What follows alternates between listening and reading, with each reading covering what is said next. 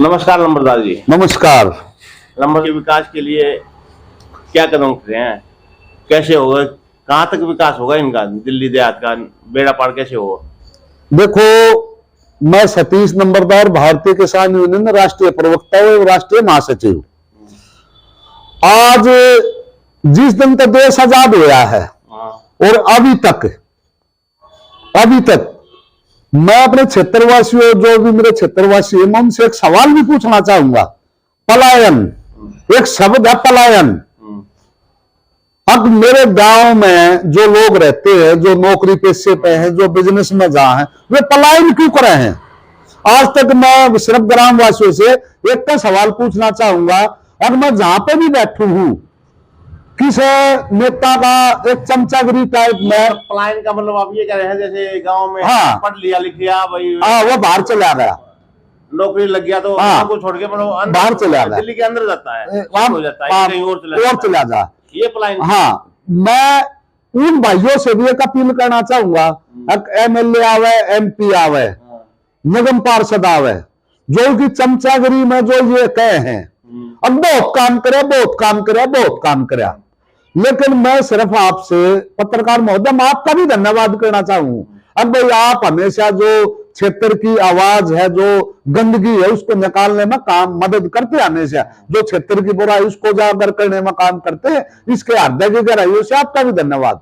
लेकिन आज तक पलायन शब्द इस क्षेत्र के जीत बैठे हैं।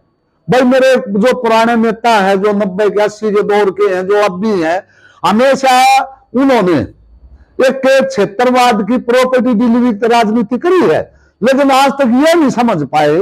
मैं पूछता हूं, सब जो सेंटर में काम करे है, जो लीडर, आज तक उन्होंने, भाई वे उनकी जानकारियां नहीं है कि ये, हम एक सवाल करेंगे एक निगम पार्षद पे, अब भाई निगम पार्षद ने क्या कराया, क्या नहीं कराया, तब मेरे बीच के भाई जो कहेंगे इसके हाथ में नहीं था, लेकिन उसके हाथ में एक जागरूकता तो फैलानी थी। वो तो कहना था कि इस क्षेत्र में, बाहरी दिल्ली के क्षेत्र में एक भी कॉलेज नहीं, तो यहाँ के बच्चे सिर्फ डीटीसी के ड्राइवर कंडक्टर बनने के लिए पैदा हुए के है।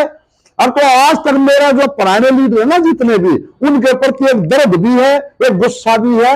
अब भाई, आज तक उन लोगों ने एक नारी खड़ंजा का विकास मांगा है, जो 15-15 साल में गायक रह गए, 5-5 साल रह गए, 2-2 साल रह गए, जो भी रहे, अगर निगम पार्षद भी रह गए, क्या उन्होंने एक सिर्फ एक दिल्ली देहात को ड्राइवर कंडक्टर और एक सफाई कर्मचारी के लिए है? उन्होंने आज तक ये नहीं सोचा कि दिल्ली देहात की बेटी या दिल्ली देहात में कॉलेज हो, हर 20 किलोमीटर में, 15 किलोमीटर में बच्चे पढ़ गए IIT में, जहां जो ग्रेजुएशन के कॉलेज हो, क्या हमारे बच्चे सिर्फ ये 12th पास करें, डीटीसी में कंडक्टर करेंगे, ड्राइवरी? अब क्योंकि मेरे सोच, मेरी विचारधारा, जो मेरे पुराने लीडर हैं, उन्होंने आड़े का हमने सोचने का मौका ही नहीं दिया। दर्द है यो, क्योंकि आज भी एक एलिवेटेड रोड बना है। ये एलिवेटेड रोड मेरे हिसाब में केंद्र में बैठी भाजपा की सरकार और दिल्ली में आम आदमी की सरकार गांव देहात को देखते हुए नहीं बना रही बिल्कुल भी। आज भी जो मारुति का, उद्योगपतियों का जो दबाव हिंद रास्ते का जाम का, उसके लिए बना रही है, इसको क्लियर करने के लिए बना रही है ना। तो एक बात बताओ, जिस दिन तक देश आजाद हो यार, अभी तक एक बात तो हुई है, कच्चे रास्ते पक्के तो हुए हैं, लेकिन ये रास्ते, ये जो रोड बन गए, ये तो गाड़ी चलाने के रोड नहीं थे, ये तो बैलगाड़ियों के रोड थे। लेकिन आज बस है, इतना ट्रांसपोर्ट है, देश आज कहां से कहां पहुंच चुका है। लेकिन मेरा दिल्ली देहात कहां पहुंचा? आज भी हम उड़ीसा के देहात में और दिल्ली देहात में कोई भी फर्क नहीं है।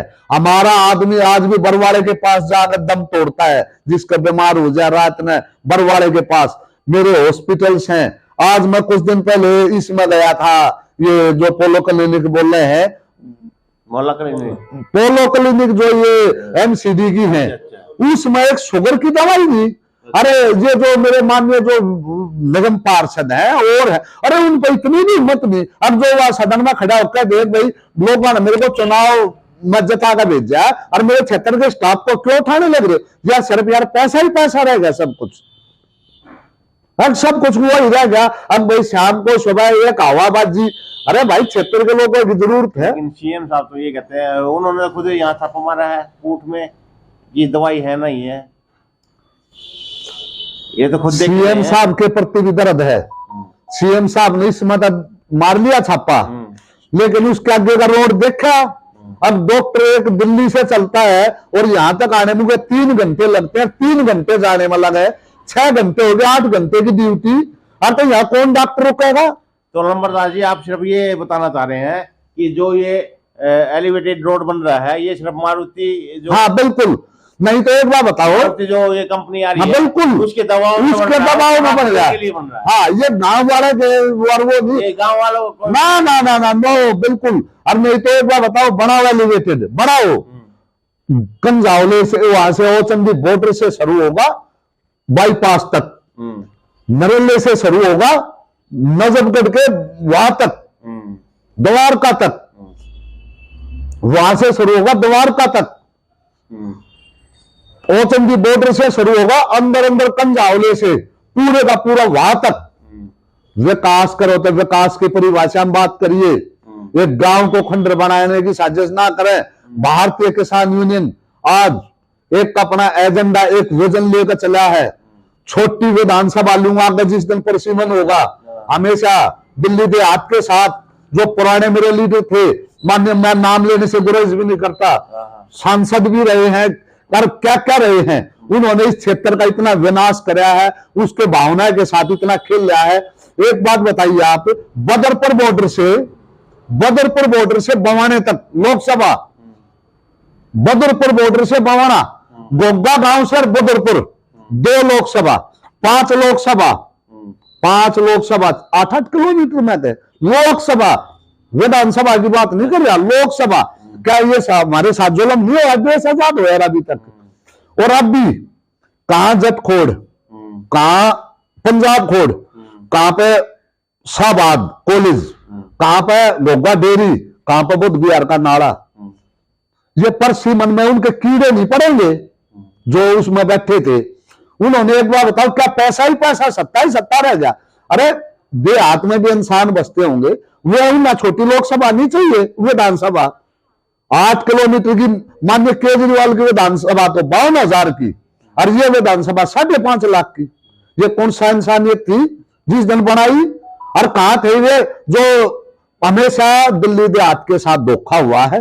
अब मतलब आप ये कहना चाह रहे हैं, इतनी बड़ी विधानसभा ये बना दी, हाँ, इसी कारण से विकास नहीं हो रहा। बिल्कुल। एक विधायक, एक बार आपने 2017 में 500 वे दी थी केजरीवाल ने, ये क्या बोलते हैं, वृद्धा पेंशन। 35 किलोमीटर वाले के 500 और केजरीवाल के भी 500, जो 52,000 की है। और जो जिसमें एमडीएमसी भी काम करती है, लेकिन यहाँ कौन काम करता है? लेकिन वहां भी एक क्राइटेरिया होगा, भाई इतने आदमियों को देना है, इतने आदमियों को देना है। चलो फिर अरे तो मतलब ये बात हो 5.5 और सबके हिसाब से छोटी विधानसभा हुई, उसमें तो ज्यादा लोगों को मिल गया। फिर मिलने में मेरे को किसको क्या मिला? मेरे को किसको क्या मिला?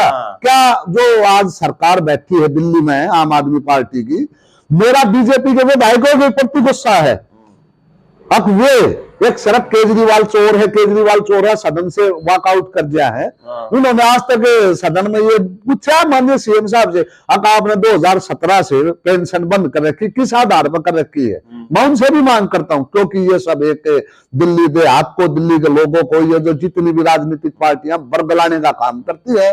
और आज दिल्ली देहात में भारतीय किसान यूनियन पूरी तरह सक्रिय है और पूरे देश में इस बात को फैलाया जा रहा है। अब दिल्ली देहात के साथ जो सेंटर में और स्टेट सरकारें बैठी हुई जुल्म करने का काम करती है, आप हमारा साथ दो। अभी मैं पंजाब में समर्थन लेकर आया हूं, और अभी मैंने संयुक्त किसान मोर्चे की बैठक में भी ये बात रखी है, उन्होंने भी इस बात का समर्थन दिया। दिल्ली देहात के साथ सच में अत्याचार हुआ है, और आगे हम पूरा संयुक्त किसान मोर्चा आपको आश्वस्त करते हैं, अब हम दिल्ली देहात के साथ खड़े हैं। चाहे कोई बीजेपी की वोट दो, कांग्रेस की दो, आम की दो, हमें कोई लेना देना नहीं।